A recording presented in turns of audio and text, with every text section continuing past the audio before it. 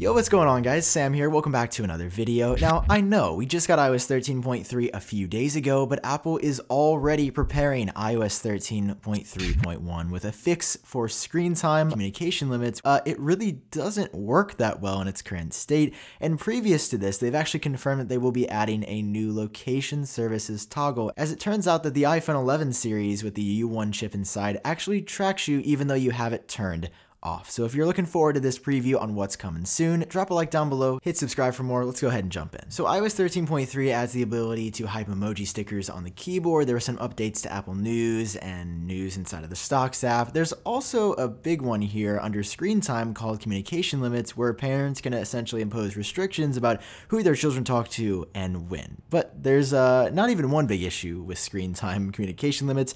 There's actually a lot. For example, if you don't sync your contacts with iCloud by default, your kid can just add the contact of whoever's talking to them and then regularly FaceTime and call them and message them even though they're not supposed to. Here's a gif of that in action courtesy of CNBC, who sort of broke the story today. When somebody sends a text here, you can see there's clear text that says add contact, and you don't have to authenticate that with a passcode or anything else, by the way. You can just add a contact and then keep talking to them. Other times, contacts that you want to talk to are blocked with absolutely no explanation, and then contact photos will overlay on top of text, and it's very hard to see who's trying to talk to you in the first place. I really enjoy how we were beta testing this for over a month, and it took a kid like 7.5 minutes to figure out how to get around these restrictions. And I'm surprised that Apple released this and really was like, oh, this is a dope feature, when they didn't even test it properly. I don't know. Seems kind of odd for such a big update for the flagship feature to be so severely flawed. The good news is that right now, if you have these imposed on your child or on somebody else, you can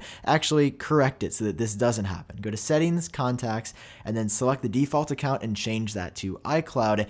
If not, Apple's got an update coming out in the near future to fix that for everybody else that doesn't use that workaround on device. So for sure, this is going to be addressed in iOS 13.3.1, probably within the next week, but it could take Apple as long as 2 or 3 weeks. It just seems like for such a glaring issue with a headlining feature that they're not going to waste that much time getting it right. Something else that Apple didn't get quite right lately was exactly how location services work on the iPhone 11, iPhone 11 Pro, and iPhone 11 Pro Max. All three devices that include, for the first time ever, an Apple Ultra Wide Broadband chip known as the U1. Now, this is cool because you can literally point your phone at someone and an airdrop, they will come up on the top of your list. They'll be the #1 first primary recommendation. Turns out that though with this feature, because of the way this technology works, location data is tracked even when you have location services for your entire device turned off, and a security researcher by the name of Krebs discovered this and, asked Apple for some more insight. As it turns out, the researcher was dead right, and Apple has actually been tracking location data, even though it hasn't been going to Apple servers or used in any meaningful or significant way.